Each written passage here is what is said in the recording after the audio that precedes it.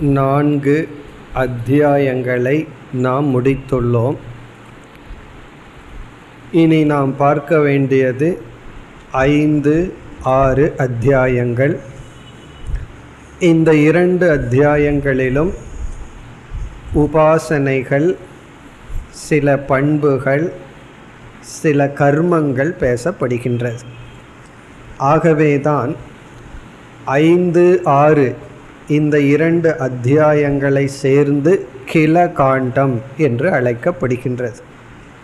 உண்மையில் இவைகள் உபனிஷத்திற்குள் சேருவதில்லை, இருப்பினும் சேர்ந்துள்ளது. இந்த பகுதியும் மிக குறைவாக இருக்கின்றது. 5வது அத்தியாயம் நாம் பார்க்க போவதில் 15 பிராமணங்கள் இருந்தாலும் பல பிராமணங்களில் சிறிய ஒவ்வொரு மந்திரங்கள் தான் இருக்கின்றது. இந்த 5வது அத்தியாயத்திற்கு செல்வதற்கு முன் இந்த இடத்தில் சங்கரர் ஒரு விசாரத்தை மேற்கொள்கின்றார். அந்த விசாரத்தை இப்பொழுது பார்ப்போம். சங்கரர் மேற்கொள்கின்ற விசாரம் பூர்ணமத பூர்ணமிதம் என்ற மந்திரத்திற்கான விசாரம். இதில் பூர்வபக்ஷி என்ன சொல்கின்றான்? அதக பூர்ணம் இதம் பூர்ணம் என்று 2 பூரணம் பேசப்படுவதனால் பிரம்மன் 2 விதமாக இருக்கின்றார். அதுவும் பூரணம் இதுவும் பூரணம் என்ற இடத்தில் காரணம் பூரண சொரூபம், காரியம் பூரண சொரூபம் என்று சொல்வதனால் இங்கு பூர்வபக்ஷி என்ன சொல்கின்றான்? பிரம்மன் 2 விதமாக இருக்கின்றது. ஒன்று காரண ரூபமாக பூர்ணமாகவும், இனி ஒன்று காரிய ரூபமாக பூர்ணமாகவும் இருக்கின்றது. ஆகவே பூர்வபக்ஷியினுடைய கன்க்ளூஷன், முடிவுரை என்னவென்றால், பிரம்மன் துவைத அத்வைத ஸ்வரூபம், துவைதாத்வைதாத்மகம், துவைத அத்வைத ஸ்வரூபம். அது காரண ரூபமாக அத்வைதமாகவும் காரிய ரூபமாக துவைதமாகவும் இருக்கின்றது. இப்போ பிரம்மன் எப்படி இருக்கின்றது என்றால் அத்வைதமாகவும் இருக்கின்றது, துவைதமாகவும் இருக்கின்றது. துவைத அத்வைத ஆத்மகம். அது எப்படி துவைதமாகவும் அத்வைதமாகவும் ஒரே பிரம்மன் இருக்க முடியும் என்று கேட்டால், அவன் கூறுகின்றான், காரண ரூபமாக அத்வைதமாகவும், காரணத்தில் என்றும் வேற்றுமை இல்லை, காரியத்தில் வேற்றுமை உள்ளது. ஆகவே காரிய ரூபத்தில் துவைதமாகவும் இருக்கின்றது. அதற்கு பூர்வபக்ஷி கொடுக்கின்ற உதாகரணம், நாம் அத்வைதத்தில் என்ன சொல்கிறோமோ அதே உதாகரணத்தை கொடுக்கின்றான். கடல் அலைகள், இதையே அவன் உதாகரணமாக சொல்கின்றான். கடல் ஒன்று, அலைகள் பல. இங்கு பூர்வபக்ஷியினுடைய கருத்துப்படி கடலும் சத்தியம், அலைகளும் சத்தியம். நாம் எதை அத்வைதத்திற்கு உதாகரணமாக சொல்கிறோமோ அதையே அவன் துவைதத்திற்கு உதாகரணமாக கூறுகின்றான். அதனால தான் எந்த எக்ஸாம்பிளை சொல்லி உண்மையை புரிய வச்சிட முடியாது. காரணம் என்ன? நாம் எந்த ஒரு உதாகரணத்தை வைத்து மித்தியா அத்வைதம்னு சொல்கிறோமோ அவன் அதே உதாகரணத்தில் என்ன சொல்கின்றான் இந்த இடத்தில்? அதாவது வேவ், அலைகளும் சத்தியம், கடலும் சத்தியம். இப்போ கடல் துவைதாத்வைத ரூபமாக இருக்கின்றது, துவைதமாகவும் அத்வைதமாகவும் இருக்கின்றது. அதுபோல பிரம்மன் இருக்கின்றது. பிறகு நம்ம கேட்குறோம், இவ்விதம் நீ கூறினால் அது எப்படி ஒரே ஒரு பொருள் விருத்த தர்மத்துடன் இருக்கும்? ஒரே ஒரு பொருள் முரண்பட்ட தர்மத்துடன் எப்படி இருக்க முடியும் என்று கேட்டால், அதற்கு அவன் சொல்கின்ற பதில் அவஸ்தா பேதாத் என்று சொல்கின்றான். அதாவது பிரம்மனே எப்படி துவைதமாகவும் அத்வைதமாகவும் இருக்க முடியும்னா அது அவஸ்தா பேதத்தில் சம்பவிக்கும். அதற்கு அவன் கொடுக்கின்ற உதாகரணம், பீஜம் அப்படிங்கிறது ஒரு அவஸ்தை, விருக்ஷம் அப்படிங்கிறது இனி ஒரு அவஸ்தை. ஒரே ஒரு தத்துவம் பீஜமாக விதையாக இருக்கும் பொழுது துவைதம் இல்லாமலும் மரமாக வரும் பொழுது எப்படி துவைதமாகவும் இருக்கின்றதோ அவஸ்தா பேதாத். அதுக்கு சாஸ்திரத்தில் இனி ஒரு உதாரணம் கொடுப்பார்கள். பாம்பினுடைய தன்மை எப்படிப்பட்டது? இப்போ மனுஷன் எப்படின்னா அவனுக்கு இவ்வளவு ஹைட் இருக்குது அப்படின்னு எல்லாம் சொல்கிறோம். பாம்பில் பார்த்தோம்னா சில சமயம் நீண்டு இருக்கும், அது சுருண்டு இருந்தால் ஒரு பந்து போல இருக்கும். இப்போ பாம்பு நீண்டு இருக்கின்ற சுபாவமா அல்லது ஒரு பால் பந்து போல இருக்கிற சுபாவமான்னு சொன்னால் அவஸ்தா பேதாத் இரண்டு சுபாவம். அது ஒரு அவஸ்தையில் நல்லா சுருண்டு ஒரு பால் போல் இருக்கும், இனி ஒரு அவஸ்தையில் நீண்டு ஒரு குச்சி போல் இருக்கும். ஆகவே அது கோலக அவஸ்தையா அல்லது தண்ட ஸ்வரூபமானு கேட்டால் நம்மெல்லாம் அப்படி இருக்க முடியாது. எவ்வளவுதான் சுற்றினாலும் பாம்பை போல் சுற்றி இருக்க முடியாது. ஆகவே நம்மளுக்கு ஒரே ஒரு அவஸ்தை தான், குச்சியை போல் இருக்கிற அவஸ்தை தான். ஆனால் பாம்புக்கு குச்சியை போல் இருக்கிற அவஸ்தையும் இருக்குது, ஒரு பந்துவை போல் இருக்கிற அவஸ்தையும் இருக்குது, பால். அதே போல் அவஸ்தா பேதான்னு சொல்லி இங்கு காரண அவஸ்தையில் அத்வைதமாகவும் காரிய அவஸ்தையில் பிரம்மன் துவைதமாகவும் இருக்கின்றார். இதுதான் பூர்வபக்ஷி. பிறகு இனி ஒன்று சொல்கிறான், நீ இந்த அவஸ்தா பேதத்தை ஒத்துக்கலைன்னா நான் இனி ஒன்றை உனக்கு கூறுகின்றேன், அது திருஷ்டி பேதாத் அப்படின்னு சொல்கிறான். திருஷ்டி பேதாத் என்றால் நீ எந்த நோக்கில் பார்க்குறாயோ அந்த நோக்கில் பிரம்மன் அவைலபிள். நீ பிரம்மத்தை அத்வைதமாக பார்த்தா அது அத்வைதமாக இருக்கும், நீ துவைதமாக பார்த்தா துவைதமாக இருக்கும். உன்னுடைய திருஷ்டியை பொறுத்து இருக்கு, நீ பார்க்கிற பார்வையை பொறுத்து. எப்படி என்றால் அதற்கு ஒரு உதாரணம் சொல்கிறேன். இப்போ விருக்ஷக மரம் அப்படின்னு பார்த்தா நீ என்ன சொல்வ, அங்கே ஒரே ஒரு மரம் இருக்கின்றதுன்னு அத்வைதம். அல்லது அந்த மரத்தையே இலைகள் என்று பார்த்தால் அங்கே துவைதம் இருக்கு. அல்லது பல மரங்கள் சேர்ந்து வனம் அப்படின்னு நீ ஒன்றாக பார்க்கலாம், அல்லது மரங்கள் என்று துவைதமாக பார்க்கலாம். ஆகவே நீ எந்த விஷனில் பார்க்கிற அப்படிங்கிறத பொறுத்து இருக்கு. அங்கு ஒரு பெரிய வனம் உள்ளது அப்படின்னு சொல்லலாம், அல்லது பல மரங்கள் இருக்கின்றதுன்னு சொல்லலாம், அல்லது ஒரு மரத்தை எடுத்துட்டா பல கிளைகள் பல இலைகள் அப்படி சொல்லலாம். அப்படி பிரம்மன் துவைத அத்வைத ஸ்வரூபம். இதுதான் சங்கரர் கடைசியாக செய்கிற விசாரம் இந்த பிருகதாரண்யக உபனிஷத்திலேயே, அத்வைத சம்பந்தமான விசாரம். அதற்கு ரொம்ப அழகாக பதில் சொல்லி தன்னுடைய விசாரத்தை நிறைவு செய்கின்றார். இனி சங்கரருடைய பதிலுக்கு வருவோம். இப்போ பூர்வபக்ஷி பிரம்மன் துவைதமாகவும் இருக்குது அத்வைதமாகவும் இருக்குங்கிற அளவுக்கு முன்னேறி இருக்கான். முன்ன துவைதம்னு சொல்லிட்டு இருந்தவன் அத்வைதத்தையும் ஒத்துக்கிறான். ஏன்னா பூர்ணம்னு சொன்னால் அது காரண அவஸ்தையில் இருக்கிறதுல ஏது துவைதம். ஆகவே அத்வைதத்தை ஒத்துட்டு ஆனால் துவைதத்தை விட முடியல, ரெண்டையும் வச்சுக்குவோமே. இது பூர்வபக்ஷியினுடைய கருத்து. இனி பதிலுக்கு வருகின்றோம். சங்கரருடைய பதில் முதலில் என்ன சொல்கின்றார், உன்னுடைய அவஸ்தா பேதத்தின் அடிப்படையில் துவைதம் அத்வைதம் என்று நீ சொன்னால் எந்த ஒரு அவஸ்தை என்று சொல்லும் பொழுதே அங்கு விகாரம் என்று ஒன்று வந்துவிடும். ஆகவே அவஸ்தா பேதே சவிகார பிரசங்கக என்று சொல்றார். அவஸ்தா பேதம் என்ற ஒன்றை ஏற்றுக்கொண்டால் விகாரத்துடன் கூடியது என்கின்ற நிலை வந்துவிடும். சவிகாரம் என்றால் விகாரம், மாறுபாடு. பூர்வபக்ஷி சொல்லலாம், சரி விகாரம் வரட்டுமேனா. உடனே நம்முடைய அடுத்த கருத்து, எது சவிகாரம் தது அனித்தியம். எது விகாரத்திற்கு உட்பட்டதோ மாற்றத்திற்கு உட்பட்டதோ அது அனித்தியம்.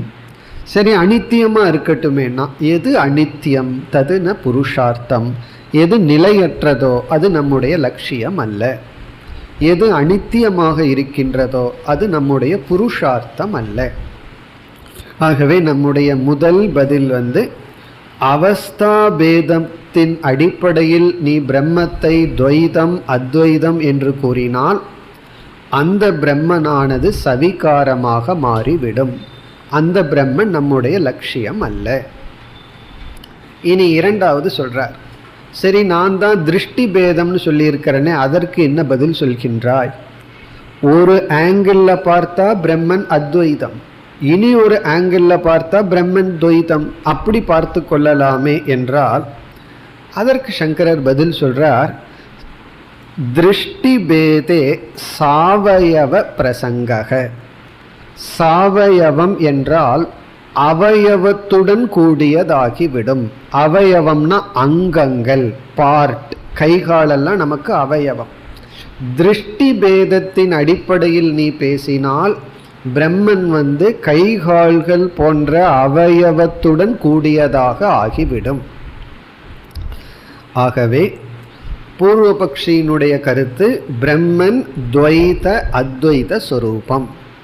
அதற்கு நமக்கு ரெண்டு பதில் சங்கரர் கூறிவிட்டார். முதல் பதில் நீ அவஸ்தையின் அடிப்படையில் துவைதம் அத்வைதம் என்று சொன்னால் அது விகாரத்திற்கு உட்பட்டது, அனித்தியம், அப்படி இருக்க முடியாது.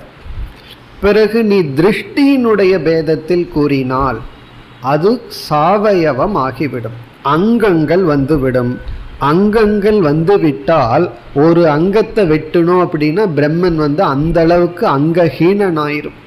நம்மெல்லாம் ஏன் அங்கஹீனனாகிறோம் அப்படின்னா நமக்கு அங்கம் இருப்பதனால். ஆகவே அதுவும் முறையல்ல. இனி மூன்றாவது பதில் ஸ்ருதி விரோதாத். இதுதான் சரியான பதில். ஸ்ருதி விரோதம். நீ ஸ்ருதியை உபனிஷத்தை சரியாக புரிந்து கொள்ளவில்லை. உபனிஷத் தெளிவாக நிஷ்கலம் பிரம்ம, அத்வைதம் பிரம்ம என்று பிரம்மத்தை அத்வைதம், அஜம், நிர்விகாரம் என்றெல்லாம் பிரம்மத்துக்கு லட்சணம் கூறியுள்ளது. இப்போ இந்த லட்சணத்தை நீ எந்த இடத்தில் பொருத்துவாய்?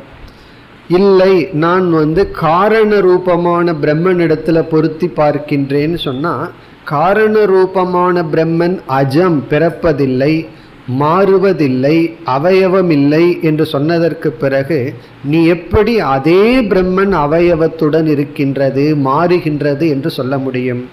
ஆகவே ஸ்ருதியானது பிரம்மத்தை நித்தியமாகவும் சத்தியமாகவும் அவயவமற்றதாகவும் கூறுகிறது, துவைத அத்வைத ரூபமாக கூறவில்லை. இனி நான்காவது கருத்து. நான்காவது கருத்தாக என்ன சொல்கின்றார்? இவன் என்ன சொன்னா, பிரம்மத்தை துவைதமாகவும் வச்சுக்குவோம், அத்வைதமாகவும் வைத்து கொள்ளலாமே என்றால் நம்ம ரெண்டா பார்ப்போம். பிரம்மத்தை துவைதமாகவும் பார்க்கலாம், அத்வைதமாகவும் பார்த்து கொள்ளலாமே என்றால் சங்கரர் சொல்றார், நீ அந்த மாதிரி பார்க்கிறது தப்புன்னு நான் சொல்லலை, நீ பார்த்துக்கோ. துவைதமாக தியானம் பண்ணு, அத்வைதமாக தியானம் செய். ஆனால் புரிந்து கொள்கிற விஷயம் வரும்போது எது எப்படி இருக்கோ அப்படித்தான் புரிந்து கொள்ள முடியுமே தவிர உன்னோட இஷ்டத்துக்கு புரிந்து கொள்ள முடியாது. இங்கே ஒரு சூக்ஷ்மமான கருத்தை சொல்கிறார்.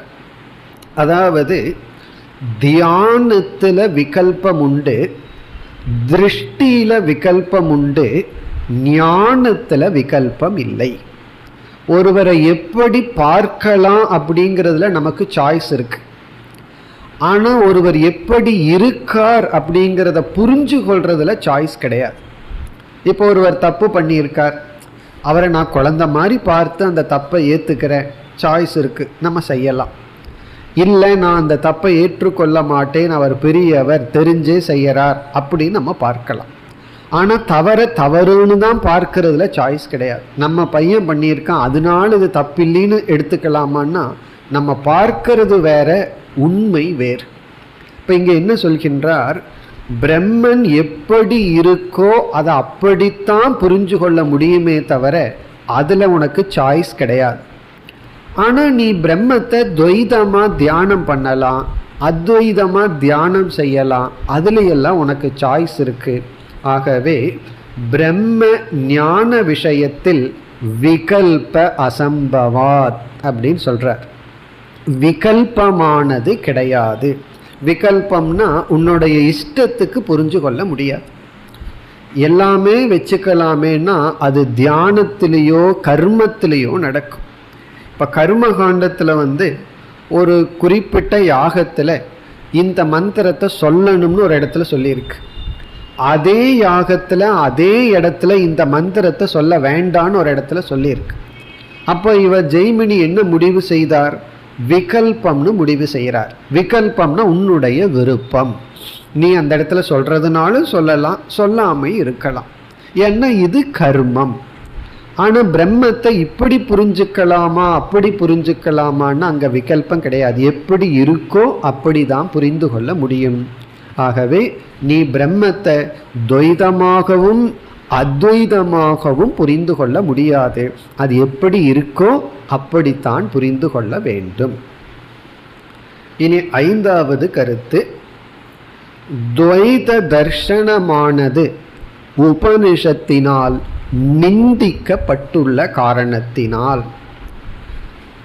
ஸ்ருத்யா துவைத தர்சனம் நிந்திதத்துவாத், ஸ்ருதியினால துவைதமானது நிந்திக்கப்பட்டு விட்டது. அதாவது துவைத தர்சனத்தை உடையவர்கள் மரணத்திலிருந்து மரணத்திற்கு செல்கின்றார்கள். இப்படியெல்லாம் துவைதமானது நிஷேதம் செய்யப்பட்டுள்ளது. ஆனால் எங்குமே அத்வைதம் நிஷேதம் செய்யப்படவில்லை. துவைதத்தை பேசியும் அதே சமயத்தில் நிஷேதமும் செய்யப்பட்டுள்ளது. பிறகு சங்கரர் சொல்றார், எது நிஷேதம் செய்யப்பட்டுள்ளதோ அது நம்முடைய லட்சியம் அல்ல, சாத்தியம் அல்ல, உண்மை அல்ல. உண்மையை யாரும் திட்டமாட்டார்கள், நீக்க மாட்டார்கள். சில பேர் எனக்கு தெரியுதுன்னு சொல்லி ஆனால் முடியலன்னு சொல்வார்களே தவிர உண்மையை பொய்ன்னு சொல்ல முடியாது, அதை நிந்திக்க முடியாது. ஆகவே துவைதம் பிரம்மஸ்வரூபம் அல்ல, துவைதம் நிந்திக்கப்பட்டுள்ள காரணத்தினால். இனி இறுதியாக 6வது கருத்து சங்கரர் கூறுவது, அப்படி என்றால் கர்மகாண்டமெல்லாம் பொய் சொல்லுதான்னு பூர்வபக்ஷி கேட்குறான். கர்மகாண்டம் பூரா துவைதத்தை பற்றி பேசும்போது பிரம்மன் துவைத ரூபமாக இல்லை என்றால் அப்போ கர்மகாண்டமே பொய் சொல்லுதா? பிரம்மத்திற்கு ஜெகத்காரணங்கிற தன்மையை எல்லாம் கொடுத்து பிரம்மத்திற்கு பல குணங்களும் பேசப்பட்டுள்ளதே, அதாவது சர்வேஸ்வரக சர்வசக்திமான் இப்படியெல்லாம் பேசப்பட்டுள்ளது, அதெல்லாம் என்ன என்ற கேள்வி வரும்பொழுது இப்போ இங்கே சங்கரருடைய பதில், இப்போ குரு சிஷ்யன் பாம்பை பார்த்து கயிறுன்னு சொல்லிட்டு இருக்கும் பொழுது குரு என்ன சொல்றார்? அந்த பாம்பானது கயிறுன்னு உபதேசம் பண்ணும்போது குருவினுடைய வாயிலையும் பாம்புன்னு சொல் வருது. இப்போ உடனே சிஷ்யன் கேட்கக்கூடாது, நீங்களும் பொய் சொல்கிறீர்களா?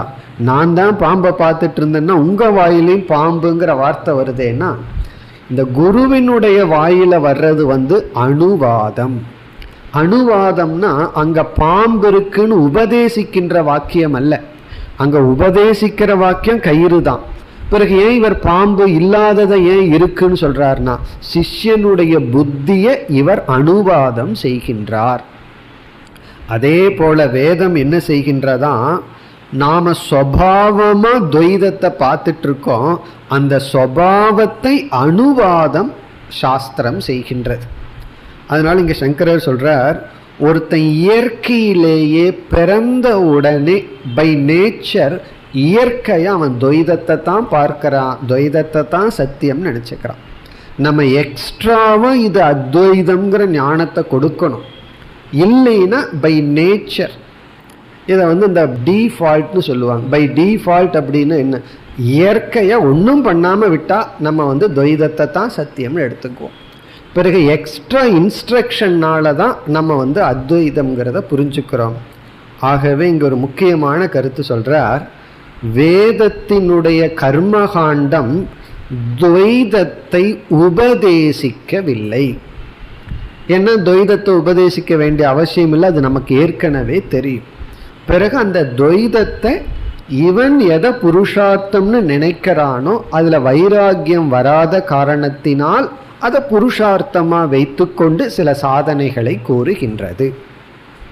அப்போ ஞான காண்டம் அத்வைதத்தை உபதேசிக்கின்றது. சரி, கர்மகாண்டம் என்னதான் புதுசாக உபதேசிக்குதுன்னா அது தர்மம்.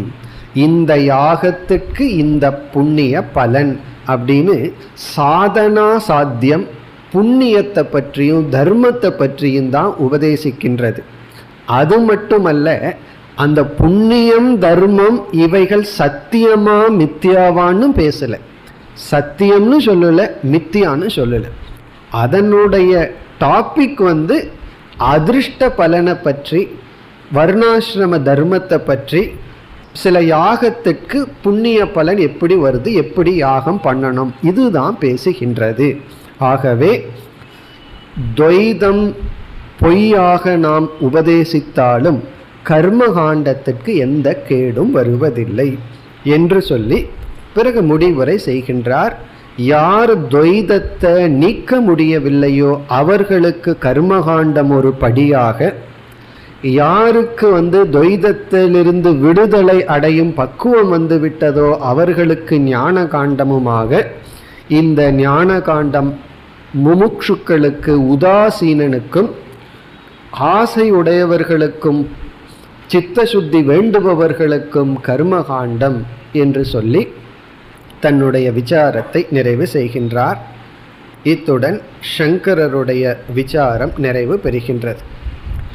அதாவது 5வது அத்தியாயத்தின் ஆரம்பத்தில் பூர்ணமத பூர்ணமிதம் என்ற சாந்தி பாடத்தில் அமைந்துள்ள விசாரம் இது.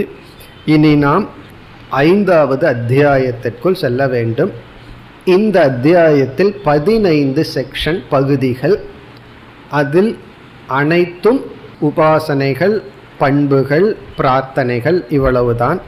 இதில் நம்ம முதல் பகுதிக்கு இப்பொழுது செல்வோம். நாம் முதல் செக்ஷனுக்கு இப்பொழுது போவோம். பக்கம் 401. ஓம் கம் பிரம்ம கம் புராணம் வாயுரம் கம் இதிஹ ஸ்ம ஆக கௌரவ்யாயாயனி புத்ரக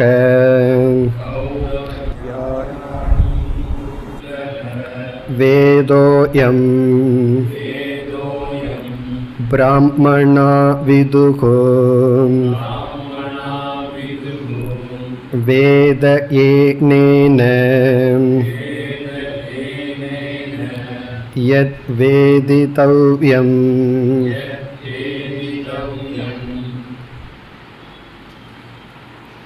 இந்த ஒரே மந்திரம் ஒரு பிராமணம். இப்படித்தான் இந்த 5வது அத்தியாயத்தில் பல பிராமணங்களில் ஒவ்வொரு மந்திரங்கள். இங்கு ஓங்கார உபாசனம் பேசப்பட்டுள்ளது. ஓங்கார உபாசனம். ஓம் என்பது ஆலம்பனம். ஓம் என்கின்ற சப்தத்தில் நாம் பிரம்மத்தை தியானிக்க வேண்டும். இனி அடுத்த கேள்வி, எப்படிப்பட்ட பிரம்மத்தை தியானித்தல் என்றால், இங்கு நிர்குண பிரம்மனும் சகுண பிரம்மனும் கூறப்பட்டுள்ளது. ஓம் என்ற சொல்லை எடுத்துக்கொண்டு நிர்குண பிரம்மம் சகுண பிரம்மமும் கூறப்பட்டு, இங்கு கம் என்ற சொல் பயன்படுத்தப்பட்டுள்ளது. ஓம் கம் பிரம்ம. கம் என்ற சொல்லுக்கு ஆகாஷக என்பது பொருள். கம் என்றால் ஆகாசம், ஸ்பேஸ். இந்த ஆகாசம் இரண்டாக கூறப்படுகிறது. ஒரு ஆகாசம் சிதாகாசம் என்று சொல்லப்படுகிறது. சிதாகாசம். அம்பரம் என்றாலும் ஆகாசம்னு ஒரு பொருள். அதனால தான் சிதம்பரம் என்று சொல்கின்றோம். சிதம்பரம்னா சிதாகாசம். சித்தே ஒரு ஆகாசம். அதாவது சிதாகாசக என்றால் சைத்தன்ய சொரூபமான ஆகாசம். இனி ஒன்று பூதாகாசம். பூதாகாசம் என்றால் பஞ்சபூதங்களில் ஒன்றான ஆகாசம். 5 பூதங்கள்ல முதல்ல வர்றது ஆகாசம். அதை பூதாகாசம் சொல்றோம். சரி, சிதாகாசத்திற்கு சைத்தன்ய சொரூபமான ஆகாசத்திற்கு இங்கு என்ன லட்சணம், பூதாகாசத்திற்கு என்ன லட்சணம் என்றால் 2 சொற்கள் இங்கு உள்ளது. ஒரு சொல் புராணம். புராணம் என்பது சிதாகாசத்தினுடைய லட்சணம். புராணம் என்றால் எட்டர்னல், என்றும் இருப்பது. புராணம் அதாவது அழியாதது. பூதாகாசம் இங்கு வாயுரம் என்று சொல்லப்பட்டுள்ளது. வாயுரம் என்ற சொல் இந்த மந்திரத்தில் வந்துள்ளது. வாயுரம் என்றால் எதில் வாயு சஞ்சரிக்குமோ என்று பொருள். நமக்கு புரிகிறதுக்காக இந்த ஸ்பேஸ்னா என்னன்னு சில பேர்த்துக்கு ஸ்பேஸே புரியாது. ஆகாசம்னா என்னன்னா கொஞ்ச நேரம் யோசிப்பார்கள். அப்போ அதுக்கு என்ன பண்ணுறதுன்னா, இந்த காற்று எதில் சஞ்சரிக்குமோ அதுதான் ஆகாசம்னா புரிஞ்சிடும். வெற்றிடம், வெற்றிடம்னா காற்று இல்லைன்னு சொல்லுவார்கள். அதனால தான் உபனிஷத் இங்கு வாயுரம் கம். இப்போ இங்கு என்ன செய்யப்படுகிறது, புராணம் கம் என்றால் அந்த சிதாகாச பிரம்மத்தை நானாக தியானிக்க வேண்டும். இது நிதித்தியாசன ரூபமான தியானம்.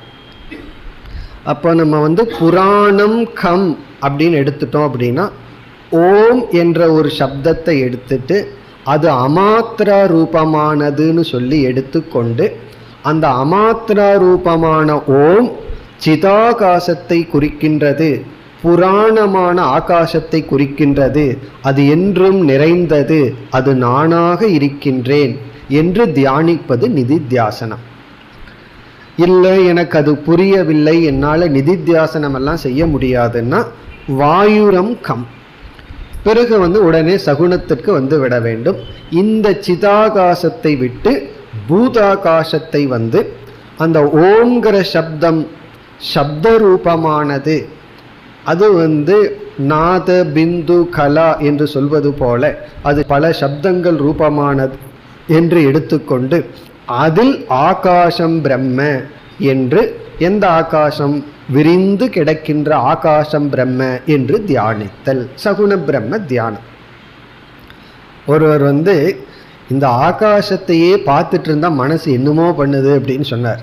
மேலே வேடிக்கை பார்த்தா மனசு என்னமோ பண்ணுதுன்னா என்ன பண்ணுதுன்னு கேட்டா, நம்ம சின்ன சின்ன பிரச்சனைக்கெல்லாம் ரகலை பண்ணிட்டு இருக்கிறோமே அதெல்லாம் தப்புன்னு தெரியுது அப்படின்னு சொன்னார். அப்போ கொஞ்சம் நல்லாவே பாருங்கன்னு சொல்ல வேண்டியது இருக்கு. ஒரு சின்ன ப்ராப்பர்ட்டிக்கு ரகலை பண்ணிட்டு இருக்கிறது, இதெல்லாம் எவ்வளவு சில்லியா இருக்கு, ஆகாசம் எவ்வளவு பறந்துருக்குன்னா சரி அப்படி பார்த்து பறந்த மனப்பான்மை அடைய வேண்டும்.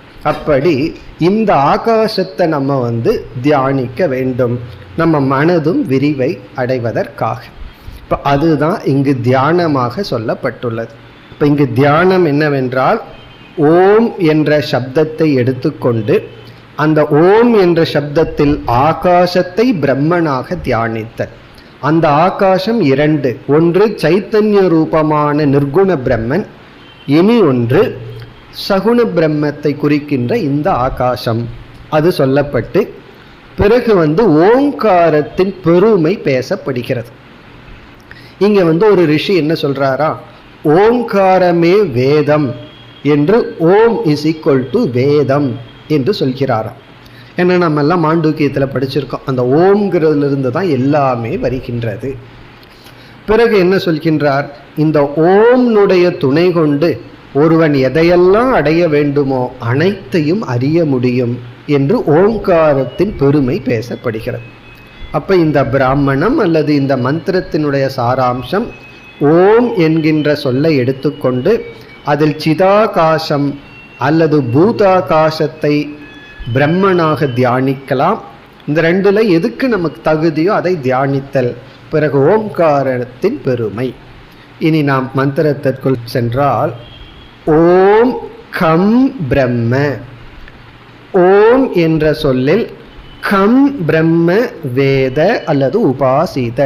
ஓம்காரம் என்ற ஆலம்பனத்தில் பிரம்மத்தை ஆகாசமாக தியானித்தல். இப்போ ஓம்ங்கிற சப்தத்தில் கம் பிரம்ம, பிரம்மத்தை ஆகாசமாக, கம்னா ஆகாசமாக தியானித்தல். சரி, எப்படிப்பட்ட ஆகாசம்? உபனிஷத் விளக்குகின்றது. கம் புராணம், ஒரு ஆகாசம் புராணம் நிர்குண பிரம்மன் அழியாதது. வாயுரம் கம், இனி ஒரு ஆகாசம் வாயுரம். வாயுரம் என்றால் பூதாகாசம், வாயு சஞ்சரிக்கின்ற ஆகாசம். இதிஹஸ்ம ஆக கௌரவ்யாயாயணி புத்திரக. சரி, இந்த உபாசனையை எந்த ரிஷி கொடுத்தார் என்றால் கௌரவ்யாயாயணி என்பவருடைய புத்திரன், இந்த ரிஷியுடைய மகன்தான் இப்படிப்பட்ட ஒரு உபாசனையை கொடுத்துள்ளார். இந்த ரிஷியிடமிருந்து இப்படிப்பட்ட ஒரு உபாசனை வந்துள்ளது. இது இந்த உபாசனையை செய்த நமக்கு வகுத்து கொடுத்த ரிஷியினுடைய பெயர். அவர் பெயரே கிடையாது, அவருடைய அப்பா பேர் தான் வருது. கௌரவ்யாயாயணி என்பவருடைய மகன் இப்படிப்பட்ட ஒரு உபாசனையை நமக்கு கொடுத்தார். அப்படின்னு என்ன, இறைவன் இந்த ரிஷியின் மூலமா இந்த உபாசனையை நமக்கு கொடுத்துள்ளார். இனி அடுத்த பகுதி ஓங்காரத்தின் மகிமை. வேதக அயம் பிராமணாகா விதுகு.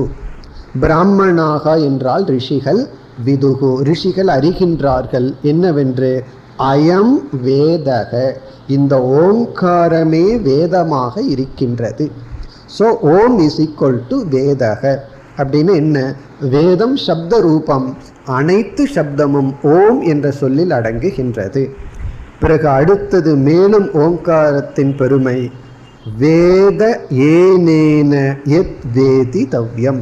எத் வேதிதவ்யம், எதெல்லாம் நாம் அறிய விரும்புகின்றோமோ, ஏனேன இந்த ஓங்காரத்தின் மூலமாகவே வேத ஒருவன் அறிய முடியும். இப்போ ஒருவன் ஓங்காரத்தின் மூலமாக எதை வேண்டுமானாலும் அறியலாம். அதனால தான் நம்மளுடைய சம்பிரதாயத்தில் எந்த ஒரு தேவதைக்கும் நமஸ்காரம் பண்ணும்போது ஒரு ஓம சேர்த்தி கொள்வார்கள். ஓம் கணேசாய நமகன்னு சொல்லி அந்த ஓம்காரத்திற்கு அவ்வளவு ஒரு முக்கியத்துவம். இத்துடன் இந்த முதல் பிராமணம் முடிவடைகின்றது. இனி நாம் இரண்டாவது பிராமணத்திற்கு செல்வோம். இரண்டாவது பிராமணம், இதில் 3 மந்திரங்கள் இருக்கின்றது. இங்கு சில பண்புகள் வர இருக்கின்றது. இப்பொழுது முதல் மந்திரத்தை பார்ப்போம். த்ரயாகாம் பிராஜாபத்யாகாம்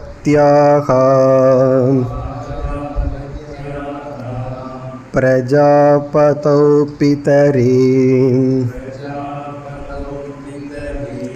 பிரம்மச்சர்யம் ஊக்ஷுஹோம் தேவா மனுஷ்யா அசுராஹ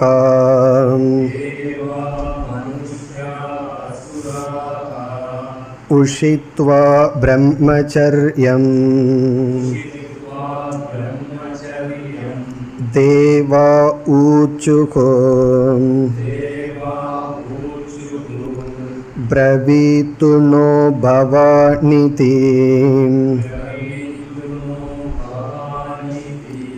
தேப்யோக ஏதத்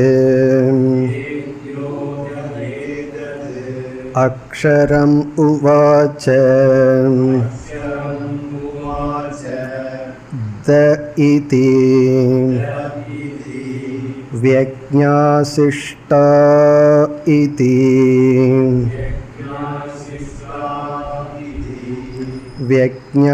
வியக்ஞாசிஷ்மேதி க ஊச்சுகோ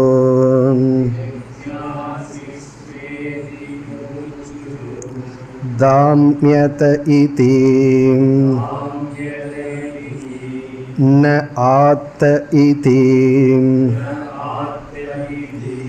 ஓமிதி கோவாச்ச வியக்ஞாசிஷ்ம இதி.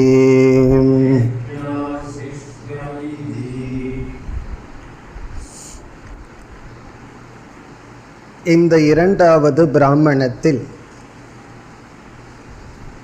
சிறிய கதையின் மூலமாக 3 வேல்யூஸ், 3 பண்புகள் உபதேசிக்கப்படுகின்றது. இங்கு கதை என்னவென்றால், பிரஜாபதியினுடைய புத்திரர்களான 3 பேர் பிரம்மச்சரிய வாசம் இருந்து பிரஜாபதியிடம் தன்னுடைய தந்தையிடம் எங்களுக்கு உபதேசம் செய்யுங்கள் என்று கேட்கின்றார்கள். அதாவது 3 பேர், ஒருவர் தேவர், இனி ஒருவர் மனிதர், இனி ஒருவர் அசுரர். தேவர்கள், மனிதர்கள், அசுரர்கள் இந்த 3மே பிரஜாபதியினுடைய புத்திரர்கள் தான். இவர்கள் தன்னுடைய தந்தையிடம் வசித்து மூவரும் எங்களுக்கு உபதேசத்தை செய்யுங்கள் அப்படின்னு கேட்கின்றார். பிறகு மூவருக்கும் இவர் ஒரே ஒரு உபதேசத்தை தான் செய்கின்றார். மூவருக்குமே ஒரே ஒரு உபதேசம். இந்த உபதேசம் மேக்சிமம் சிம்பிள், ஒரே ஒரு வேர்டு, ஒரே ஒரு சொல் தான். சொல்லுனாலும் கூட அதில் 2 லெட்டர் வந்துடலாம். ஒரே ஒரு லெட்டர் த, அதுதான் சொல்றார். சொல்லிட்டு பிரஜாபதி கேட்குறார், நான் சொன்னதை உனக்கு புரிஞ்சுதா அப்படின்னு கேட்குறார். அதாவது மூவரும் பிரம்மச்சரியத்தை முடித்து எங்களுக்கு உபதேசியங்கள் வரிசையாக கேட்கின்றார்கள். அதில் தேவன் கேட்கின்றான், எனக்கு உபதேசம் செய்யுங்கள். அவர் த அப்படின்னு ஒரே ஒரு வார்த்தையை சொல்லிட்டு பிரஜாபதி தேவனிடம் கேட்கின்றார், நான் என்ன சொன்னேன்னு உனக்கு புரிஞ்சுதா? அதுக்கு தேவன் சொல்கின்றான், புரிந்தது. இவர் கேட்குறார், சரி என்ன புரிஞ்சுட்டேன்னு சொல்லு. அதுக்கு அந்த தேவன் சொல்கின்றான், நீங்கள் எங்களை பார்த்து தமம் என்ற சாதனையை பின்பற்ற சொல்கின்றீர்கள் அப்படின்னு சொல்கின்றார். உடனே பிரஜாபதி சொல்கின்றார், நீ சரியாக புரிந்து கொண்டாய். உடனே அடுத்தது மனிதன். அவன் பிரஜாபதியிடம் இதே போல கேட்கின்றான், எனக்கு உபதேசம் செய்யுங்கள். ஏன்னா நாங்கள் உங்களிடம் குருகுல வாசத்தை முடிச்சுட்டு வெளியே செல்கின்றோம், எங்களுக்கு எது தேவையோ அதை உபதேசியுங்கள். பிரஜாபதி அதே த என்ற சொல்லை சொல்கின்றார். பிறகு அதே போல திருப்பி கேட்கிறார், உனக்கு புரிந்ததா? என்ன புரிஞ்சுட்டேன்னு சொல்லு. மனுஷன் சொல்றான், நீங்கள் எங்களை பார்த்து தானம் செய் என்று சொல்கிறீர்கள். அந்த தாங்கிறதுலிருந்து தானம் செய்ய வேண்டும்னு உபதேசிக்கின்றீர்கள். உடனே பிரஜாபதி சொல்றார், நீ சரியாக புரிந்து விட்டாய். இனி 3வது அசுரன். அவனும் இதே கேஸு தான். நீங்கள் எனக்கு உபதேசம் செய்யுங்கள் போது அவர் அதே ஒரே தாக வச்சுட்டு 3 பேர்த்துக்கிட்டே உபதேசம் பண்ற. பிறகு பிரஜாபதிக்கு டவுட், இவன் ஒழுங்கா புரிஞ்சுட்டானான்னு சொல்லி கேட்கிறாரு, உனக்கு புரிஞ்சுதா? இவன் சொல்றான், புரிஞ்சுது. திருப்பி கேட்கிறாரு, என்ன புரிஞ்சுது? இவன் சொல்றான், தயையை பின்பற்ற சொல்கிறீர்கள். அசுரன் சொல்றான், எங்களை பார்த்து தயவுடன் இருக்க சொல்கிறீர்கள். உடனே பிரஜாபதி சொல்றார், ரைட், நீ சரியாக புரிந்துள்ளாய் என்று சொல்லி கடைசி 3வது மந்திரத்தில் இறுதியில் என்ன வருகின்றது? இந்த 3மே மனுஷன் பின்பற்ற வேண்டித்தது. அது சங்கரருடைய கன்க்ளூஷன். இந்த 3 நமக்கு உபதேசிக்கிறதுனால தமக, தானம், தயா, இந்த 3மே மனிதனுக்கு தேவைன்னு முடிக்கின்றார். பிறகு பிரஜாபதி என்ன சொல்கின்றார்? இது நான் செய்கிற உபதேசம் அல்ல, தெய்வீ வாக் இதைத்தான் உபதேசித்து கொண்டு இருக்கின்றது. தெய்வீக வாக் அப்படின்னு இங்கே பிரஜாபதி சொல்வது இடியை சொல்கின்றார், தண்டர். இந்த இடி என்ன சொல்லுதான்? தா தா தா அப்படின்னு சொல்லி நம்ம எல்லாம் பார்த்து இந்த பண்புகளை பின்பற்றுங்கள் என்று சொல்கின்றதாம். அதுதான் கதை. இப்போ இதில் 3 வேல்யூ. இதில் பல கருத்துக்கள் இருக்கின்றது. ஒன்று, நமக்கு என்ன பலகீனமோ அதை நாம் முயற்சி செய்து அந்த பலகீனத்தை நீக்க வேண்டும். பிறகு குருவினுடைய உபதேசத்தில் அவரவர்களுடைய அபிப்பிராயப்படி புரிந்து கொள்கின்றார்கள். அதுதான் இங்கு சொல்லப்படுகிறது. நாம் இப்பொழுது மந்திரத்திற்குள் சென்று பார்ப்போம். த்ரயாகா பிராஜாபத்யாகா. த்ரயாகன 3, பிராஜாபத்யாகன பிரஜாபதியினுடைய புதல்வர்கள். 3 பேர் பிரஜாபதியினுடைய புதல்வர்கள். என்ன? பிரஜாபதௌ பிதரி பிரம்மச்சரியம் ஊஷுகு. இந்த 3 பேருமே தந்தையான பிரஜாபதியிடம் பிரம்மச்சரிய வாசம் இருந்தார்கள். 3 பேருமே பிரம்மச்சரிய வாசம் தந்தையிடம் இருந்தார்கள். அப்படின்னா என்ன அர்த்தம்? இந்த 3 பேருமே தந்தையிடம் கல்வி பயின்றார்கள். பிரம்மச்சரிய ஆசிரமத்தில் இருந்தாங்கன்னா தந்தையிடம் பயின்றார்கள். யார் இந்த 3? தேவாகா மனுஷ்யாகா அசுராகா. தேவர்கள், மனிதர்கள், அசுரர்கள். உஷித்வா பிரம்மச்சரியம், பிரம்மச்சரியத்தை முடித்து, அதாவது தன்னுடைய தந்தையிடமே இந்த 3 பயில வேண்டிய சாஸ்திரத்தை பயின்று அவர்கள் தந்தையிடமிருந்து வெளியே செல்கின்றார்கள். குருகுலத்திலிருந்து வெளியே போறது போல வெளியே போகும் பொழுது அவரவர்களுடைய தனிப்பட்ட வாழ்க்கைக்கு செல்வதற்கு முன் ஒவ்வொருவரும் எங்களுக்கு இறுதியாக எது தேவையோ அதை உபதேசியுங்கள் அப்படின்னு கேட்கின்றார்கள். முதல்ல தேவன். இப்போ இந்த மந்திரத்தில் தேவனை பற்றி வருகிறது.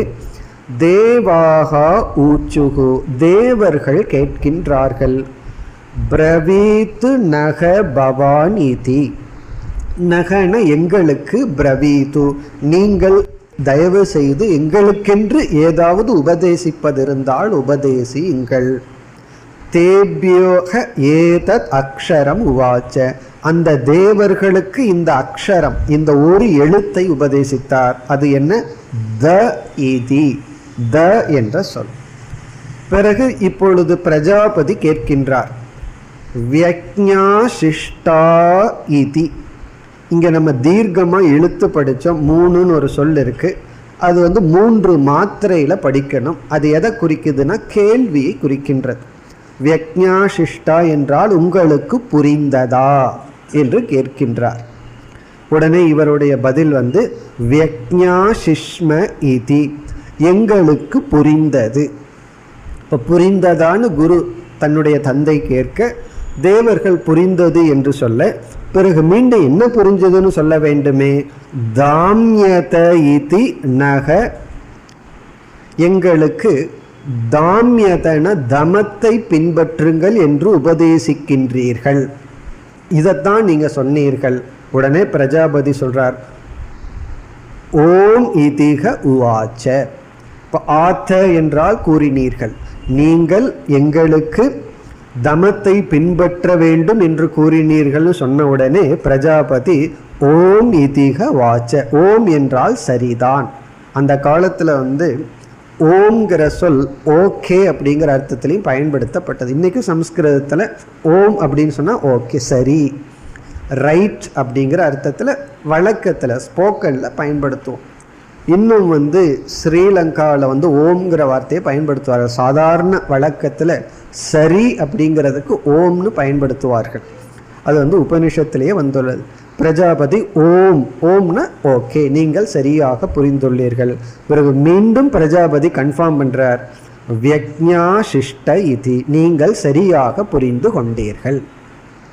ஏன்னா தேவர்கள் சத்துவ பிரதானம், சத்துவ பிரதானமாக இருப்பவர்களுக்கு பலகீனம் இந்திரியத்தில் இருக்கும்.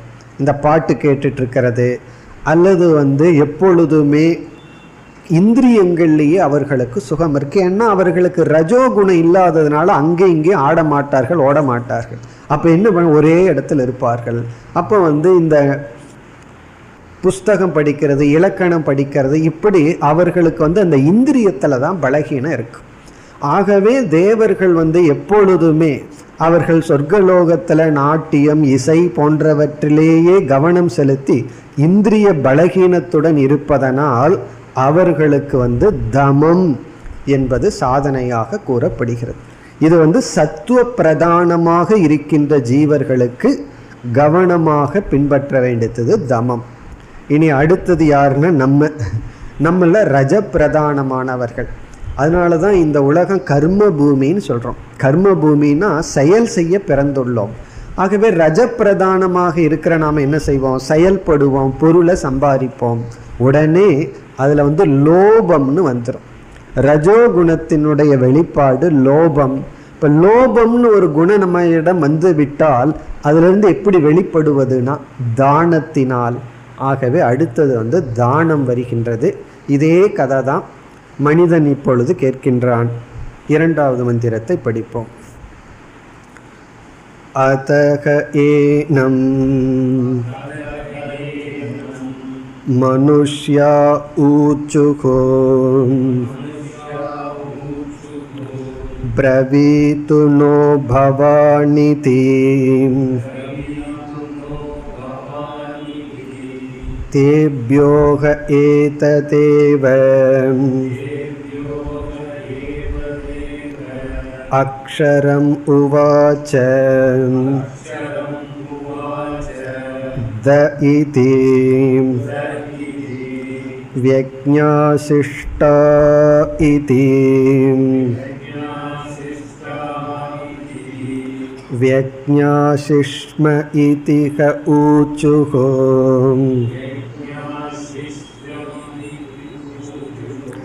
दत्त इति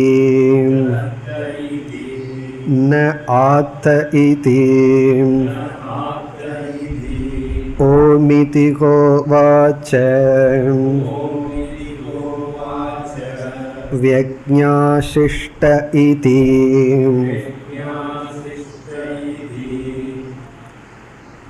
இதே போல்தான் ஏனம் இந்த தந்தையிடம் மனுஷ்யாகா ஊச்சுகு மனிதர்கள் இப்பொழுது கேட்கின்றார்கள். பிரவீது நோ பவாநிதி, எங்களுக்கு மனிதர்களாக எங்களுக்கு உபதேசம் செய்யுங்கள். தேவ்யேக ஏததேவ அக்ஷரம், இங்கே உபனிஷத்து அதே அக்ஷரத்தை தான் கூறினார். தேவர்களுக்கு என்ன தா சொன்னாரோ இங்கே வேற தா கிடையாதான், அதே தாவை தான் சொன்னாராம். உடனே கேட்க வியக்ஞாசிஷ்டா, ஏ மனிதா உங்களுக்கு புரிஞ்சுதான்னு தந்தை கேட்க, வியக்ஞாசிஷ்ம எங்களுக்கு புரிந்து விட்டது என்று சொல்லி, தத்த இதின ஆத்த, எங்களுக்கு நீங்கள் என்ன உபதேசிக்கிறீர்கள்னா தத்த தானம் செய்யுங்கள் என்று எங்களை பார்த்து உபதேசம் செய்கிறீர்கள். அப்படின்னு என்ன, லோபம் என்கின்ற குணத்திலிருந்து விடுதலை அடையுங்கள், உன்னை எடுத்து மனதார மற்றவர்களுக்கு கொடுங்கள், கொடுத்து பழகுங்கள். ஓமிதிக உவாச்ச, ஓம் நீங்கள் புரிந்து கொண்டது சரிதான். பிறகு மீண்டும் பிரஜாபதி சொல்றார், வியக்ஞாசிஷ்ட இதி, நீங்கள் சரியாக புரிந்து கொண்டீர்கள். அதாவது மனிதர்களாகிய நீங்கள் ரஜோகுணத்தில் இருப்பதனால் செயல்பட்டு பொருளை அடைந்து லோபவசப்பட்டு இருப்பீர்கள். ஆகவே நீங்கள் தானம் செய்ய வேண்டும். இதில் இனி ஒன்று இருக்கு, தேவலோகத்தில் இருக்கிறவர்கள் சித்த சுத்தி அடையணும்னா முக்கியமாக தமத்தை பின்பற்றணும். மனித லோகத்தில் இருக்கிறவர்கள் சித்த சுத்தி அடையணும்னா முக்கியமாக தானத்தை பின்பற்ற வேண்டும். அசுரலோகத்தில் இருப்பவர்கள் தயா, அது அடுத்த பகுதியில் வருகின்றது. அடுத்த பகுதியில் அசுரர்களுடைய பேச்சு.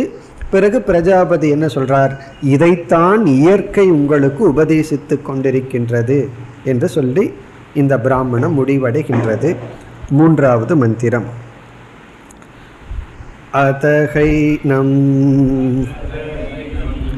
அசுரா ஊச்சுஹோ பிரவீது நோ பவானிதி தேப்யோக ஏததேவ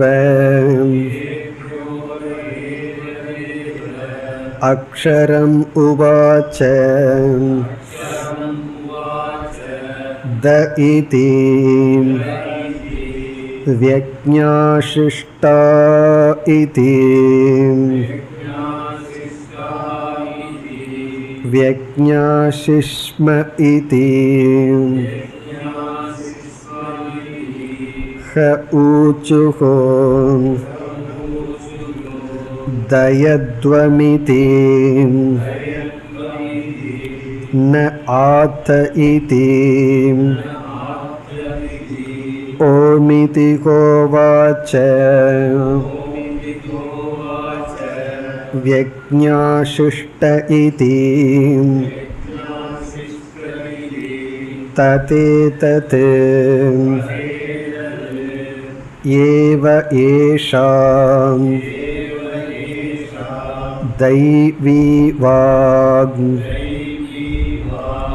அனுவததி ஸ்தன இத்னுகோ த த த இதி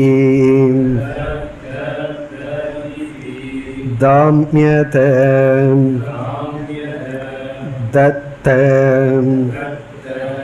தயத்வமிதி ததேதத் த்ரயம் சிக்ஷேத் தமம் தானம் தயாமிதி.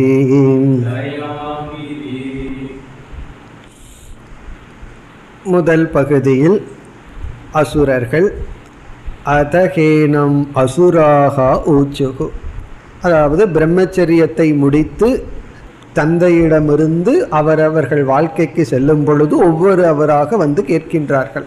பிறகு அசுரர்கள் கேட்கின்றார்கள், பிரவீதுனோ பவானிதி, எங்களுக்கு என்ன தனிப்பட்ட விதத்தில் உபதேசம். தேப்யோக ஏததேவ அக்ஷரம் த இதிக உவாச்ச, அவர்களுக்கும் அதே அக்ஷரம். பிறகு அதே போல புரிந்து கொண்டீர்களா என கேள்வி. புரிந்து கொண்டோம் என்று தயத்துவம் இதி ந ஆத்த, தயத்துவம்னா தயையுடன் இரு என்று நீங்கள் எங்களுக்கு உபதேசம் செய்கிறீர்கள். ஓமிதி கோவாச்ச, ஓம் என்றால் நீங்கள் புரிந்து கொண்டது சரிதான். பிறகு விக்ஞாசிஷ்டன, நீங்கள் சரியாக புரிந்து கொண்டீர்கள். இத்துடன் இந்த பகுதி முடிந்து அடுத்தது பிரஜாபதி என்ன சொல்கின்றார், ததேதத் ஏஷா தெய்வீ வாக், இந்த உபதேசத்தை தான் தெய்வீ வாக்கானது அனுவததி. அனுவததி என்றால் திரும்ப உங்களுக்கு புகட்டி கொண்டே இருக்கின்றது. அது என்ன தெய்வீ வாக்? ஸ்தனயித்னுகு. ஸ்தனயித்னுகு தண்டர், இடி. இடியானது இதைத்தான் உங்களுக்கு சொல்லி கொண்டிருக்கின்றது. உடனே பிரஜாபதி அதை சொல்லி காட்டுகின்றார். த த த இதி, இந்த இடியினுடைய சப்தத்தை இங்க தாங்கிற சப்தத்துல சொல்றார். அதாவது பிறகு அந்த 3 வேல்யூஸ் இங்க சொல்கின்றார். தாம்யத, தாம்யத என்றால் தமத்துடன் இருக்க வேண்டும். தத்த, தானம் செய்ய வேண்டும். தயத்துவம், கருணை காட்ட வேண்டும். பிறகு இறுதியாக ததேத த்ரயம் சிக்ஷேத். இப்ப இந்த இடத்துல என்ன முடிவுரைனா, இந்த 3ஐயும் ஒருவன் சிக்ஷேத் என்றால் பின்பற்ற வேண்டும். இங்க என்ன பண்ணிட்டார், கடைசியா தேவர்களும் இந்த 3ஐயும் பின்பற்றணும், மனிதர்களும் இந்த 3ஐயும் பின்பற்றணும், பிறகு அசுரர்களும் இந்த 3ஐயும் பின்பற்ற வேண்டும். அது என்னன்னு தெளிவாக சொல்லப்படுகிறது. தமம் தானம் தயாம் இதி. தமம் இந்திரிய கட்டுப்பாடு, தானம் பகிர்ந்து கொள்ளுதல், தயாம் கருணை காட்டுதல். இப்போ இங்கே த்ரயம் சிக்ஷேத்ங்கிற இடத்தில் இங்கே சங்கரர் கூறுகின்றார், இந்த 3மே குறிப்பாக மனிதனுக்கு தேவை. காரணம் என்னவென்றால், தேவர்கள் பிரதானமாகவே சத்துவமாக இருப்பார்கள். அவர்களுக்கு புதிதாக கர்மம் செய்யும் வாய்ப்பு அந்த லோகத்தில் கிடையாது. ஆகவே அவர்கள் ரஜோகுணத்திற்கு தமோ குணத்திற்கு வரமாட்டார்கள். அவர்களுக்கு புண்ணியம் அதிகமாக இருந்ததுனால தான் தேவ சரீரம் கிடைத்துள்ளது. அந்த சரீரமே சத்துவ பிரதானம். ஆகவே அவர்கள் தமம் 1 இருந்தால் போது, மீதி 2 அவர்களுக்கு இயற்கையாக உள்ளது. இந்த அசுரர்கள் தமோ குணத்தில் இருப்பதனால அவர்கள் என்னைக்குமே ஹிம்சை செய்வார்கள். ஆகவே அவர்கள் குறிப்பாக பின்பற்ற வேண்டியது தயா. ஆனா மனிதனுக்கு 3 குணமும் போய் வருமா. ஒரு நேரத்துல சத்துவ குணத்தில் இருப்பான், இனி ஒரு நேரத்துல ரஜோகுணம், இனி ஒரு நேரத்துல தமோ குணம். அதனாலதான் இந்த மனுஷனை ஹேண்டில் பண்றது கஷ்டம்னு தான் மெஷினை எல்லாம் கண்டுபிடிச்சிட்டு இருக்கோம். இப்பெல்லாம் எல்லாமே மெஷின் ஏன் பண்ணுதுன்னா அதுக்கு ஃப்ளக்சுவேஷன் இருக்காது. காரணம் என்ன, அது ஒரே பால் பேசாமல் பண்ணிட்டு. இந்த மனுஷன் எந்த நேரத்தில் எந்த மூடில் எப்படி பண்ணுவான். மூடு நல்லா இருந்தால் அன்னைக்கு ப்ரொடக்ஷன் நல்லா இருக்கும். மூடு நல்லா இல்லைன்னா ஒழுங்காக செய்ய மாட்டான். அவனை சூப்பர்வைஸ் பார்க்குறதுக்கு ஒரு ஆள் வேணும், சூப்பர்வைசருக்கு ஒரு சூப்பர்வைசர் தேவை. அதனால தான் இந்த மனுஷனுக்கு மட்டும் குண வேறுபாடு ரொம்ப இருக்கான். அப்படின்னா என்ன அர்த்தம், இந்த 3 பலகீனமும் மனுஷனுக்கு இருக்கு. இந்திரிய கட்டுப்பாடும் இல்லை, லோபமும் உண்டு, பிறகு கருணையும் இருப்பதில்லை. ஆகவே சங்கரருடைய கருத்து இறுதியில் இது மனுஷனுக்கே குறிப்பாக மூன்றும் தேவைப்படுகிறது. அதுவும் இல்லாமல் உபனிஷத்து திரயம் சிக்ஷேத்துன்னு சொல்லப்பட்டது. திரயம் சிக்ஷேத்துனா மூன்று சேர்ந்து பின்பற்ற வேண்டும்னு அர்த்தம். இல்லையே அது தேவனுக்கு தானே சொல்லியிருக்கு, எனக்கு இல்லையேன்னு சொல்லக்கூடாதான். இப்போ மனுஷன் இந்திரிய கட்டுப்பாடு, புலனடக்கம், பிறகு தானம், பிறகு தயா, இந்த மூன்று மனிதனுக்கு இருக்க வேண்டும். இவ்விதத்தில் இந்த காம குரோத லோபம்னு பகவான் கீதையில் சொல்லியுள்ளார்.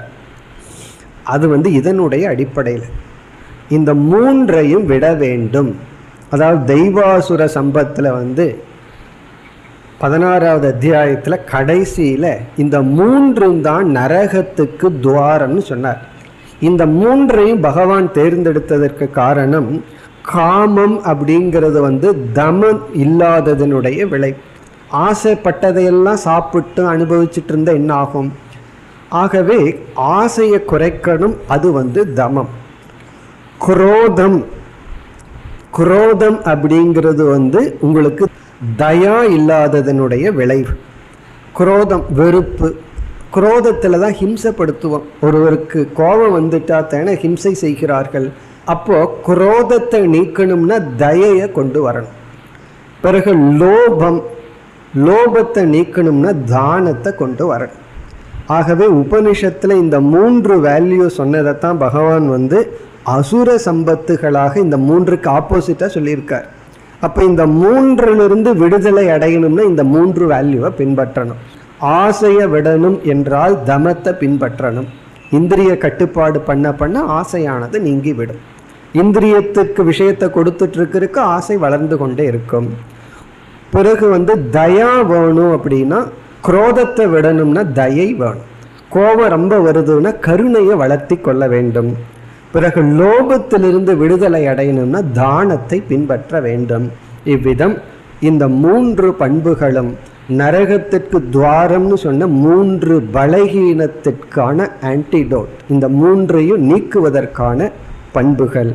இத்துடன் இந்த பிராமணம் முடிவடைகின்றது. அடுத்த பகுதியை அடுத்த வகுப்பில் பார்ப்போம். ஓம் பூர்ணமத பூர்ணமிதம் பூர்ணாத் பூர்ணமுதச்யதே பூர்ணஸ்ய பூர்ணமாதாய பூர்ணமேவாவசிஷ்யதே. ஓம் சாந்தி சாந்தி சாந்தி.